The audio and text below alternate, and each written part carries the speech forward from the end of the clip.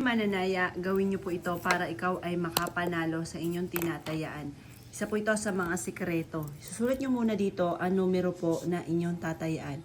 Sample lang ito, 5, 7, 25. Halimbawa yung numero na alaga ninyo, yun po isusulat ninyo. 43 at 35. Yan. Sabihin niyo po dito ang inyong pangalan. Ako si Apple Pagyo, mananalo ako ng jackpot. Pagkatapos, ito yung victory sign mga bossing. Ito yung victory sign. Sulat niyo siyang ganyan. Pwede niyo siyang isulat. Arrow po sign, yan po yung victory sign. Sulat niyo po siya kahit saan. Halimbawa, sulat nyo sa pintuan, kung gusto nyo kayo maging matagumpay ang lahat ng miyembro ng pamilya.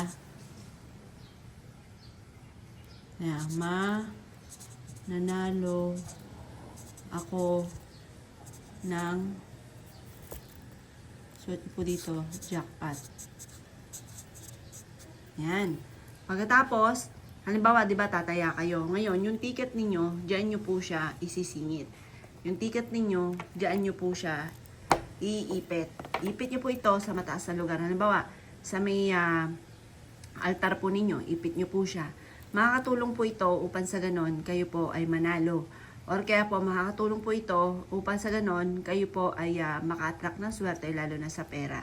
Kung ikaw ay mananaya, gawin nyo po ito agad. Lalo na kung nais ninyo na kayo ay manalo. Or kaya po, gusto nyo, kasi ito po yung arrow, the victory po yan. Halimbawa, ang inyong anak ay gusto nyo nangunguna lagi sa klase, matanggap sa trabaho, ito po yun. Ito yung isusulat nyo sa kwarto po niya. Araw, papasok. Yan po yan. O kaya po, halimbawa, ikaw po ay may nag-aahente ng lupa. Doon sa lupa na inaahente ninyo, lalagyan nyo siya ng araw. Huwag nyo na lalagyan ng pangalan ninyo ha. Hindi pwede nilalagyan yung lupa or kaya po yung semento ng pangalan.